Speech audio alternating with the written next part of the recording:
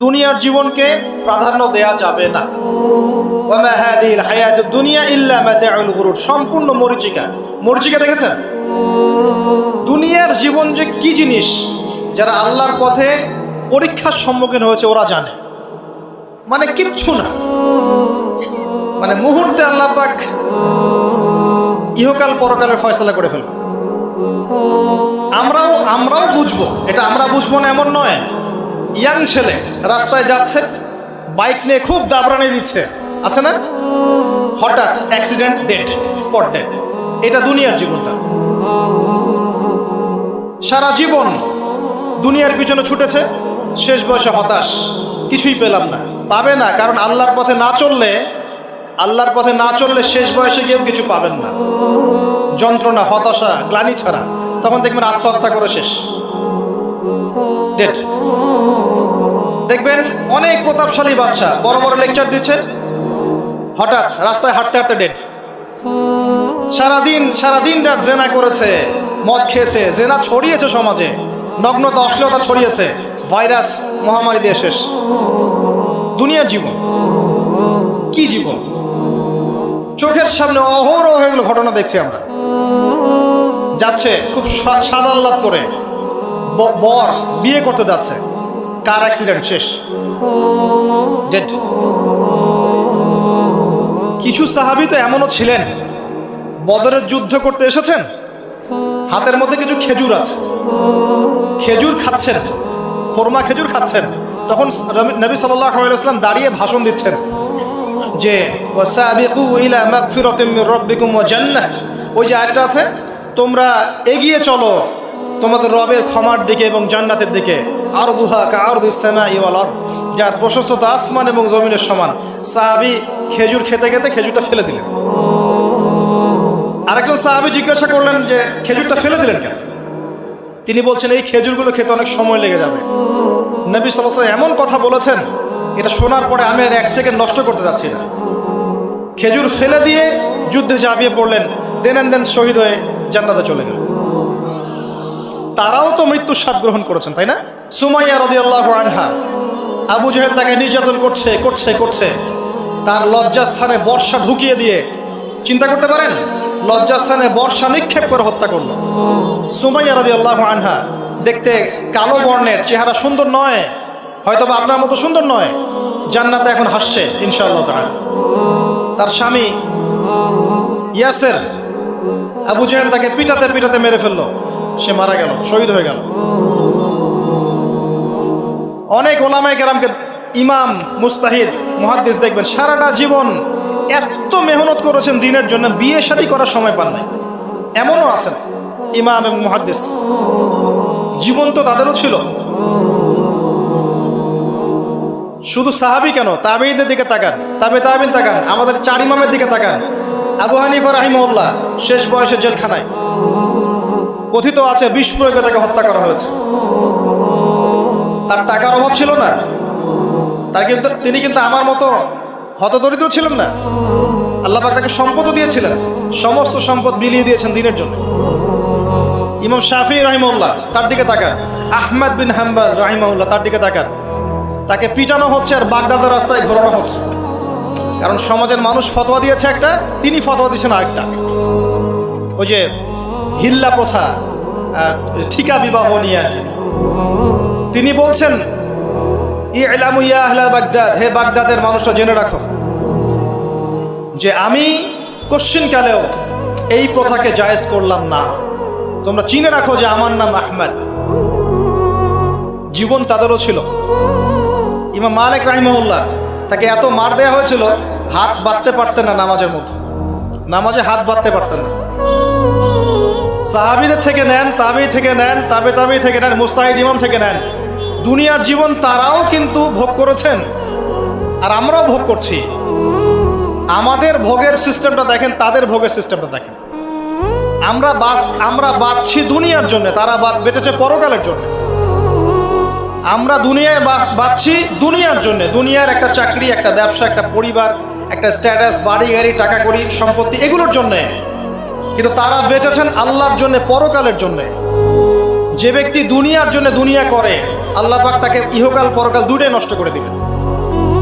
যে ব্যক্তি পরকালের জন্য দুনিয়া করবে আল্লাহ পাক তার দুনিয়া গুছিয়ে দিবেন, আখিরাতও গুছিয়ে দিবেন ইনশাআল্লাহ। প্রথম কথা হচ্ছে এই যে দুনিয়ার জীবনকে প্রাধান্য দেওয়া যাবে না। দুনিয়ার জীবনের প্রতিটা কাজ আপনি একটা উদ্দেশ্যেই করবেন, সেটা হচ্ছে আল্লাহ সন্তুষ্ট। বিয়ে শাদী করেছি কেন? আল্লাহর জন্যে। পরিবার গঠন করেছি কেন? আল্লাহর জন্যে। সন্তান নিয়েছি কেন? আল্লাহর জন্যে। দিন শিখেছি কেন? এলেম শিখেছি কেন? আল্লাহর জন্যে। চাকরি কেন করি? আল্লাহর জন্যে। প্রতিটা কাজ ইবাদত হবে যদি আপনি মুহাম্মদ সাল্লাল্লাহু আলাইহি ওয়াসাল্লামের তরিকা মেনে চলেন। ওয়া মা খালাকতুল জিন্না ওয়াল ইনসা ইল্লা লিয়াবুদুন, শুধুমাত্র ইবাদত করার জন্যই আল্লাহ পাক জিন এবং মানুষ জাতিকে সৃষ্টি করেছেন। আপনাকে আল্লাহ পাক এই হায়াতটা দিয়েছেন। এখন বাকি সময়টা চিন্তা করেন, আগামী 30-40 বছর কিভাবে কাটাতে চান? দুনিয়ার জন্য বাঁচবেন না আল্লাহর জন্য বাঁচবেন? যদি আল্লাহর জন্য বাঁচতে চান, সর্বশেষ হেদায়েত আল কোরআন এবং সর্বশেষ নবী মুহাম্মদ সাল্লাল্লাহু আলাইহি ওয়াসাল্লাম, এর বাইরে কিচ্ছু নাই ভাই। সারা দুনিয়ার মানুষ মিলে যদি বলে যে কোরআন সুন্নাহর মধ্যে আছে সুদ হারাম, কিন্তু সুদ হালাল, হালাল হালাল, কোশ্চিনকালে হালাল হবে না। সারা দুনিয়ার মানুষ একটা মাঠে যদি এসে বলে সুদ হালাল, সুদ ভালো, কোশ্চিনকালে হালাল হয়ে যাবে না, হারামই থেকে যাবে। সারা দুনিয়ার মানুষ যদি বলে পর্দা করার দরকার নাই, এটা সেকেলে সেকেলে সেকেলে, এটা সেকেলে হয়ে যাবে না, এটা ফরজ থেকে যাবে। কিচ্ছু নাই কোরআন সুন্নাহর বাইরে, কিচ্ছু নাই।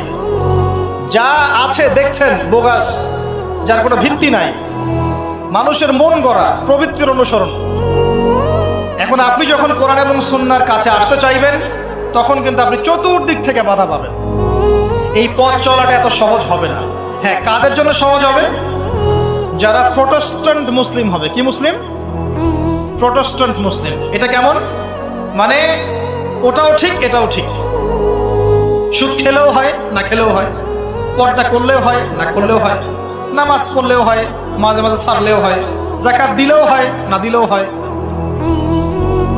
মডারেট প্রোটেস্ট্যান্ট মানে কোরআন সুন্নাহ যা আছে এগুলো খুব কঠিন মনে হয়, এটা মৌলবাদী মৌলবাদী মনে হয়, এগুলো মানলে তো এই যুগে চলা যায় না, এগুলো ওই যুগের জন্যে, এরকম ভার্সনে যারা চিন্তা করবে তাদেরকে কষ্ট পেতে হবে না।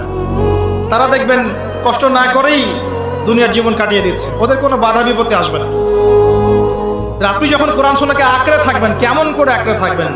মারির দাঁত দিয়ে কামড়ে থাকবেন, নবীজি বলেছেন। মারির দাঁত দিয়ে কামড়াতে বলেছেন, সামনের দাঁত দিয়ে কামড়ালে ছটকে যাবে, টান দিলে ছিঁড়ে যাবে। মারির দাঁতে কামড় দিলে, টান দিলে সহজে ছিঁড়বে না। এভাবে থাকলে আপনার বাধা আসবে। এখন আপনার সামনে দেখবেন আপনি কিছু ফিতনা এবং কিছু সলিউশন। আপনি নিয়াত করেছেন যে আপনার যে গুনাহগুলো হয়েছে এগুলো থেকে আপনি তওবা করবেন ইনশাআল্লাহ। আগামী দিনগুলো আপনি কোরআন এবং সুন্নাহ অনুসারে চলবেন। এই কথার সাথে একমত আছেন তো? এখন চলতে গিয়ে দেখবেন যে আপনি কিছু স্পষ্ট বিষয় দেখতে পারবেন যেগুলোর সাথে আসলে কোরআন সুন্নাহর খুব একটা মিল পাওয়া যাবে না। আপনি দেখবেন স্পষ্ট শিরক করছে মুসলিমরা, আপনি দেখবেন স্পষ্ট বেদাত করছে, আপনি দেখবেন হারাম খাচ্ছে। মুসলিম যুবকরা মাদক, পর্নোগ্রাফি, জেনা, ফ্রি মিক্সিং, আপনার জুয়া, ক্যাসিনো, এই যে আপনার টিকটক প্রজন্ম, এগুলো নিয়ে ব্যস্ত আছে। আপনি স্পষ্ট দেখবেন মেয়েরা বেহায়ের মতো ঘুরে বেড়াচ্ছে। আপনি স্পষ্ট দেখবেন যে আপনি হালালে থাকলে চাকরি পাচ্ছেন না। আপনি স্পষ্ট দেখবেন পরিবারের লোকজন কথা শোনে না। আপনি এমনও দেখবেন ওলামায়ে কেরামের মাঝে ঐক্য নাই, এমন দেখবেন। আপনি এমনও দেখবেন যে মানুষ দিনকে দুনিয়ার বিনিময়ে বিক্রি করে দিচ্ছে। আর এমন দেখবেন যারা আপনার উপরে আছে তারা দিন সম্পর্কে তেমন কোনো জ্ঞান রাখে না। এমন জটিল পরিস্থিতিতে আপনি কি করবেন তখন? এরপরে আপনি যখন বিশ্বের দিকে তাকাবেন তখন দেখবেন বিশ্বের সমস্ত পরাশক্তিরা ঐক্যবদ্ধ ইসলামের বিরুদ্ধে। বিশ্বের সমস্ত বড় বড় পরাশক্তিরা ঐক্যবদ্ধ ইসলামের বিরুদ্ধে। দেখবেন আপনি ইসলামের কোনো খিলাফা নাই, দেখবেন কোনো ইমাম নাই, কোনো আমির নাই, কোনো জামাআ নাই। দেখবেন আপনি সেই রকম সলফে সালেহিনদের যুগের মতো সৌর্যবীর্য, ব্যক্তিত্ব, গায়রাত কিছু নাই। মনে হবে যেন আমরা দাসত্বের শৃঙ্খলা আবদ্ধ হয়ে গেছে। তখন আপনি কষ্ট পাবেন মনে মনে।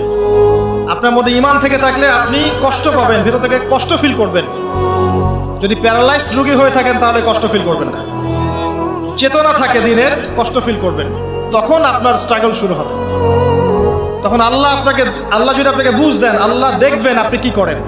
আপনার মেধা দিয়ে আল্লাহ কি করেন, আপনি কি করেন, আপনার অর্থ দিয়ে আপনি কি করেন, আপনার হায়াতটা দিয়ে আপনি কি করেন, আপনার এই যে জনবল দিয়ে আপনি কি করেন, আল্লাহ আপনাকে যা দিয়েছেন তা দিয়ে আপনি দিনের জন্য কি করছেন, আল্লাহ পাক তখন দেখবেন। এই জায়গায় আমি আপনাকে কিছু সলিউশন বলছি। এটা শুধু আপনাকে বলছি তা নয়, আমি নিজেও এটা ফিল করি, লালন করি। আর আমি এমন কিছু বলবো না যা আমি নিজে আপনার জন্য পছন্দ করি না। যেটা আমি নিজের জন্য পছন্দ করি সেটাই আপনাকে বলবো। প্রথম কথা, এখানে আপনাকে গাইডেন্স দিবে আল কোরআন। এরকম সিচুয়েশনে আপনাকে পথ দেখাবে অনলি আল কোরআন। এরপর নবী সাল্লাল্লাহু আলাইহি ওয়াসাল্লামের হাদিস। এখানে আপনার দায়িত্ব আসবে প্রথমত কোরআন পড়া শিখতে হবে। প্রথম কাজটা কি ভাই? কোরআন পড়া শিখতে হবে, তেলাওয়াত শিখতেই হবে, নিয়মিত তেলাওয়াত করতে হবে। একটা দিন যাবেন আপনার জীবনে যে কোরআন তেলাওয়াত আপনি করেন না, ইনশাআল্লাহ। বেশি থেকে বেশি করবেন, বেশি থেকে বেশি। আমার পরামর্শ হচ্ছে দিনে এক পারা করে করার চেষ্টা করুন। এরপর দায়িত্ব চলে আসবে আপনার কোরআন বোঝা। আপনি কিছু অংশ মুখস্থ করবেন, হিফজ করবেন, অর্থটা বোঝার চেষ্টা করবেন, কোরআনের ভাষাটা শেখার চেষ্টা করবেন। এর সব কিছু আপনি বুঝতে পারবেন না, তখন কি করবেন? আলেম ওলামার কাছে যাবেন, তাদের সোহবতে গিয়ে পড়ে থাকবেন। যে বিষয়টা বুঝতে পারছেন না জিজ্ঞাসা করে জেনে নেবেন। ফাসআলু আহলা যিকরি ইন কুনতুম লা তা'লামুন। এরপর কোরআনের আদেশ নিষেধগুলো আপনি মেনে চলবেন, নিজের পরিবারে এবং নিজের অধীনস্থদের মধ্যে। এরপরে আপনি থেমে যাবেন না। কোরআনের দাওয়াত আপনি যতটুকু জানেন এটা মানুষের কাছে প্রচার করবেন। মাদ্রাসা করবেন, মসজিদ আবাদ করবেন, মক্তব চালু করবেন, কোরআনের একটা রেভলিউশন ক্রিয়েট করবেন। কোরআনের জন্য আপনার জান মাল অর্থ বিলিয়ে দিবেন। ওই একটা ছোট্ট কাজ দেখবেন পরকালে জান্নাতে যাওয়ার ওসিলা হয়ে গেছে ইনশাআল্লাহ। তারপর আপনি সুন্নতকে পাবেন। ওই সুন্নতের উপরে আপনার 24 ঘন্টাকে সাজাবেন। দিন রাত প্রতিটা আমল আপনি সুন্নাহ অনুযায়ী করার চেষ্টা করবেন। এরপরে গিয়ে আপনার দায়িত্ব আরও বাড়বে। এরপর দায়িত্ব চলে আসবে উম্মাহ কেন্দ্রিক। আপনার তাজকিয়া অর্জন করতে হবে, আত্মশুদ্ধি। আত্মশুদ্ধি অর্জন করতে হলে সবসময় পরকালের ফিকির করতে হয়, মৌতের স্মরণ করতে হয়, বেশি বেশি কোরআন তেলাওয়াত করতে হয়, এতিমের মাথায় হাত বোলাতে হয়, আপনার সাদাকা বেশি বেশি করতে হয়, মাঝে মাঝে রোজা রাখতে হয়। এগুলো করতে থাকলে আল্লাহর জিকির বেশি বেশি করতে হয়, আল্লাহর ধ্যান করতে হয়, আল্লাহকে ডাকতে হয়, দোয়া করতে হয়, আত্মশুদ্ধি অর্জন হবে। একই সাথে আপনার অন্তর থেকে হিংসা, বিদ্বেষ, এই যে গীবত, রিয়া, অহংকার, সমালোচনা, সংস্কৃতি দূর করতে হবে। মনের মধ্যে অহংকার, হিংসা, বিদ্বেষ থাকলে আল্লাহর নূর পাওয়া যাবে না, তখন তাজকিয়া অর্জন হবে না। আল্লাহর নূর না আসলে আপনি খিজির হতে পারবেন না, যে অনেক দূর পর্যন্ত দেখতে পারে। সূরা কাহফের মধ্যে ঘটনা পাবেন। আর এই শেষ জামানায় টিকতে হলে আপনাকে খিজির হতে হবে, দূর পর্যন্ত দেখতে হবে। শোনেন, দূর পর্যন্ত দেখতে না পারলে বর্তমানকে মনে হবে ভবিষ্যৎ। এখন যে ফিতনাময় পরিবেশে বসে আছে এটা বর্তমান, এটা ভবিষ্যৎ নয়। একটা কথা বলেছিলাম বেশ কয়েক বছর আগে যে আপনার এমন একটা সময় আসতে যাচ্ছে যখন ক্যাশলেস সোসাইটি থাকবে, মানে কাগজের টাকাটাও থাকবে না। অনেক দিন আগের কথা। তখন কিছু মানুষ আমাকে বলেছিল, পরামর্শ দিয়েছিল এবং শুভাকাঙ্ক্ষী আর কি আমার। আর দিন দিন আমার শুভাকাঙ্ক্ষী বাড়ছেই আলহামদুলিল্লাহ, যে ভবিষ্যৎ বক্তা, তুমি হচ্ছে ভবিষ্যৎ বক্তা। তা আমি বলেছিলাম যে আমি যেটা বলেছি এটা ভবিষ্যৎ না, এটা বর্তমান। বর্তমান সম্পর্কে আপনার খবর নাই বলে বর্তমানকে আপনার ভবিষ্যৎ মনে হচ্ছে। এখন যা দেখছেন এগুলো বর্তমান, এগুলো ভবিষ্যৎ না। খুব অল্প সময়ের মধ্যে এই পরিস্থিতিগুলো দেখবেন পরিবর্তন হয়ে গেছে। আসেন, যখন ব্যক্তিকেন্দ্রিক কাজ শেষ হয়ে যাবে তখন আপনাকে উম্মাহ কেন্দ্রিক চিন্তা করতে হবে। তাজকিয়া অর্জন করে ওলামায়ে কেরামের মাঝে ঐক্যের চেষ্টা করতে হবে। ঐক্যটা হবে মন থেকে সবাইকে ভাই মনে করলে পরে ঐক্য হবে। যদি মন থেকে সবাইকে নিজের ভাই মনে করতে না পারি, মুসলিম ভাই মনে করতে না পারি, ঐক্য হবে না। যদি আমি মনে করি আমি জান্নাতের ডিলার, তোমার লিজ লাগলে আসো নিয়ে যাও, ঐক্য কখনো হবে না। অনলাইনে যাবেন দেখবেন সারা দিন কাদা ছড়াছড়ি। আর এমন বিষয়গুলোকে নিয়ে আমরা কাদা ছড়াছড়ি করছি যেগুলো নিয়ে কথা না বললেও পরকালে কিছু যায় আসবে না ইনশাআল্লাহ। এমন ইস্যু নিয়ে আমরা কাদা ছড়াছড়ি করি যেগুলো নিয়ে কথা না বললেও আমার জান্নাত জাহান্নামের ফয়সালা হবে না ইনশাআল্লাহ। এগুলো ওই বিষয় নয়, মৌলিক বিষয় নয়। আর আমরা যখন এগুলো নিয়ে ব্যস্ত থাকি, ইসলামের শত্রুরা দেখবেন ইসলামকে দমন করার আরো 10 ধাপ এগিয়ে যায়। আমরা ইন্টেলেকচুয়াল হতে পারছি না, ঐক্যের চেষ্টা করতে হবে, যার যার জায়গা থেকে করতে হবে, এবং মিসাল দৃষ্টান্ত নিজেকে স্থাপন করতে হবে যে নিজে যখন সবার সাথে মিশবো তখন দেখবেন মানুষ রিসিভ করে নিবে যে হ্যাঁ উনি সবখানেই আসছে, উনি সাম্প্রদায়িক চিন্তা করছে না। বিষয়গুলো হচ্ছে উম্মাহ কেন্দ্রিক চিন্তা করতে হলে ঐক্যের বিকল্প নাই। আর এই রেসপন্সিবিলিটি আমার মতো দায়ীদের নয়, মূলত এই রেসপন্সিবিলিটিটা হচ্ছে মূলত ওলামায়ে কেরামের। তারা যখন একত্রিত হবেন, ঐক্যবদ্ধ হবেন, তাদের মধ্য থেকে দেখবেন একজন আমির বের হয়ে গেছে, এবং তিনি যখন নেতৃত্ব দিবেন তখন জনগণ তার পিছনে তাকে ফলো করবে। ধর্মতাত্ত্বিক নেতৃত্বের কথা বলছি আমি। ধর্মতাত্ত্বিক নেতৃত্ব কি পলিটিশিয়ান দিতে পারবে? কারণ পলিটিশিয়ানদের কাছে কি ধর্মের সব জ্ঞান থাকে? স্বাভাবিক থাকবে না, কারণ তারা পড়াশোনা করেননি এইভাবে, তাদের কাছে পলিটিক্সের জ্ঞান আছে। আপনি যখন ধর্মতাত্ত্বিক ঐক্যের কথা বলছি তখন ধার্মিকদেরকেই তো দায়িত্ব নিতে হবে, এবং ধার্মিকদের মধ্যে যারা স্কলার, বিজ্ঞ বরেণ্য ওলামায়ে কেরাম, তাদের মধ্যে ঐক্য প্রথম দরকার। অনুসারীদের মধ্যে ঐক্য দিয়ে লাভ নাই। প্রথমে ঐক্য লাগবে আগে বড় বড় লেভেলে, তারপরে দেখবেন জনগণ ঠিকই আলেমকে মেনে নিয়েছে। তখন আপনি দেখবেন একটা ভালো শক্তি আপনি অর্জন করতে পারছেন। আদারওয়াইজ যখন আপনি বিক্ষিপ্ত বিচ্ছিন্ন, কেউই আমাদেরকে মূল্যায়ন করেন, যতই স্লোগান দেন, শোডাউন করেন, আইওয়াশ করেন, আদতে কিন্তু কেউ মূল্যায়ন করছে না আমাদের। আর আল্লাহ রাব্বুল আলামিন কোরআনে বলেছেন, এখন এই আয়াত কোথায় আছে আল্লাহ ভালো জানেন, এই আয়াতের বাস্তবতা কোথায় সেটা আল্লাহ ভালো জানেন। ওয়া'তাসিমু বিহাবলিল্লাহি জামিআ ওয়ালা তাফাররাকু, এই আয়াতটা কোরআনের মধ্যে আছে, এটা কোরআনের মধ্যে আছে, আল্লাহ পাকের কিতাবের মধ্যে এই আয়াতটা আছে, ওয়া'তাসিমু বিহাবলিল্লাহি জামিআ, তোমরা আল্লাহর রজ্জুকে শক্ত করে ধরো ঐক্যবদ্ধভাবে। আচ্ছা, এটার উপরে আমল না করে আমরা যদি এড়িয়ে যাই, এটা কোরআনের অবমাননা হয় না? এটা কোরআনের অবমাননা হয় না? যখন কোরআনে স্পষ্ট বলা হচ্ছে তোমরা সুদ খেও না, তারপরেও খাচ্ছি, অবমাননা হয় না? আল্লাহ বলছেন জেনার ধার কাছেও যেও না, তারপরেও করছি, তখন অবমাননা হয় না?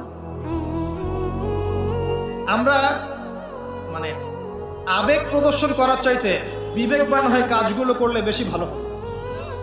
কোরআনের সম্মান সর্বোচ্চ শিখরে তখনই পৌঁছাবে যখন এর আদেশ নিষেধের উপর আমল করা হবে, এবং আমরা আমল করে দেখাতে পারবো, এবং ইনশাআল্লাহ আমরা পারবো।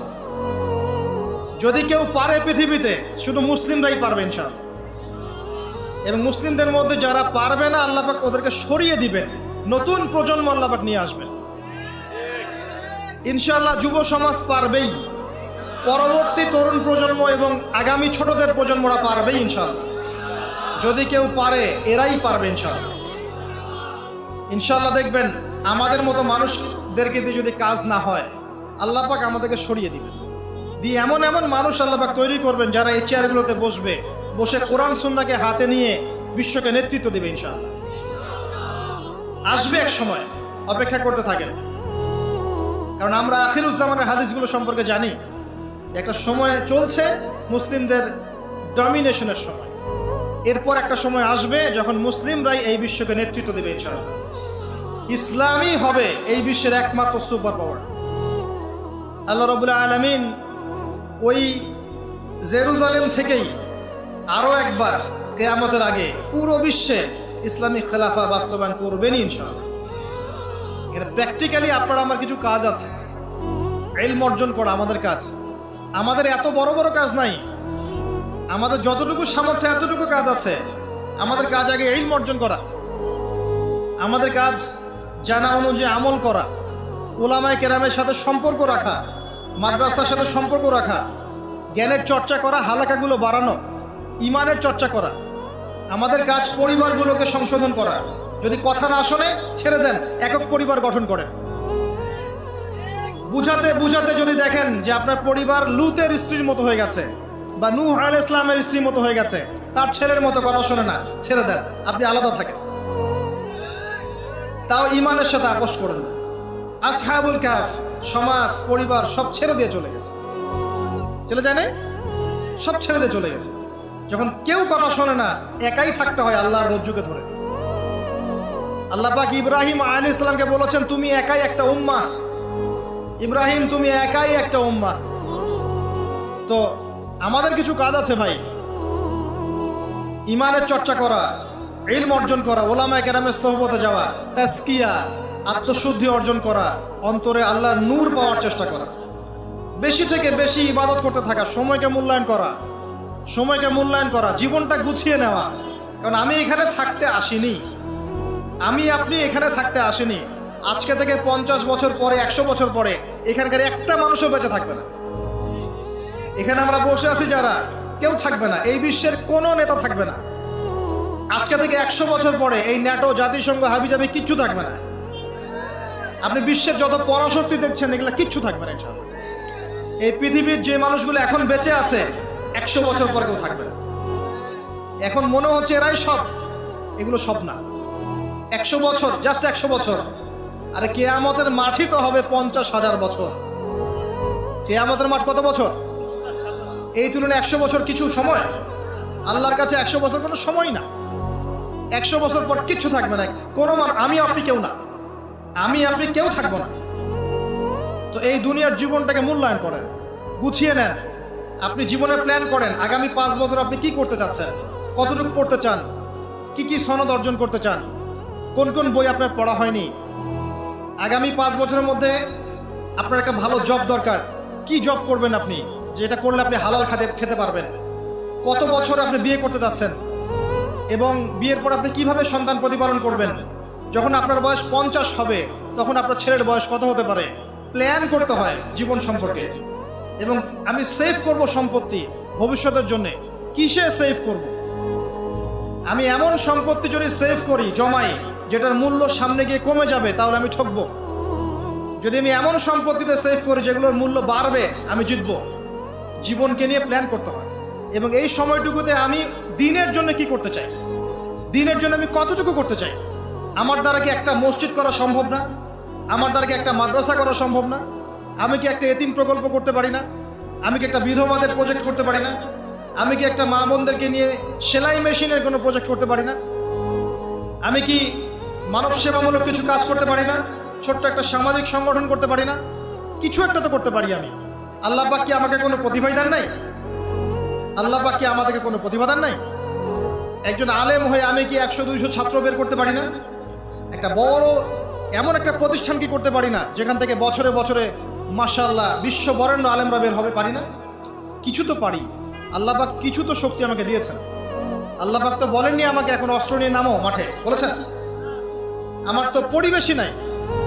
বাংলাদেশের মানুষ 90% মুসলিম বলছি আমরা, দেখবেন 80% নামাজ পড়ে না, দেখবেন 80% কোরআন পড়তে জানে না, যাকাত দেয় না, পর্দা করছে না, যুব সমাজের জীবনের উদ্দেশ্য ঠিক নাই, সারা দিন রাত অপসংস্কৃতি নিয়ে পড়ে আছে।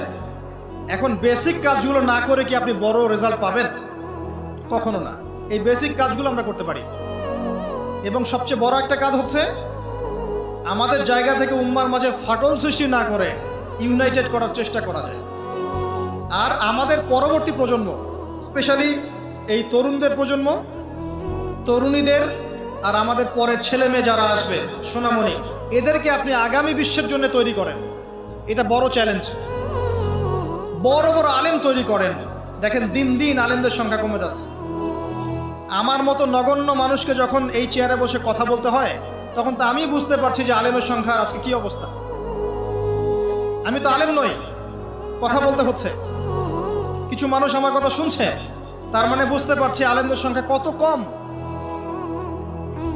বড় বড় ওয়ার্ল্ড রিনাউন্ড আলেম তৈরি করতে হবে। ইমাম বুখারীর মতো, আবু হানিফা রাহিমাহুল্লাহর মতো, আহমদ বিন হাম্বলের মতো কে তৈরি করবে? এটা কি আমার পক্ষে করা সম্ভব? একার পক্ষে করা সম্ভব? নিঃসন্দেহে একটা কমিউনিটি দরকার। সবার মাঝে দিনের ফিকির তৈরি করতে হবে যে আমার সবচেয়ে ইম্পর্টেন্ট জিনিস এই পৃথিবীতে আমার দিন, আল্লাহর দিন। এর চেয়ে ইম্পর্টেন্ট কিছু নাই আমার জন্য। সব কিছু পরে, দিন আগে। দিনকে এগিয়ে নিতে হবে, আমাকে চ্যালেঞ্জ গ্রহণ করতে হবে। এরকম চিন্তা ফিকির লালন করলে পরেই তো রেজাল্ট আসবে, নাহলে তো আসবে না।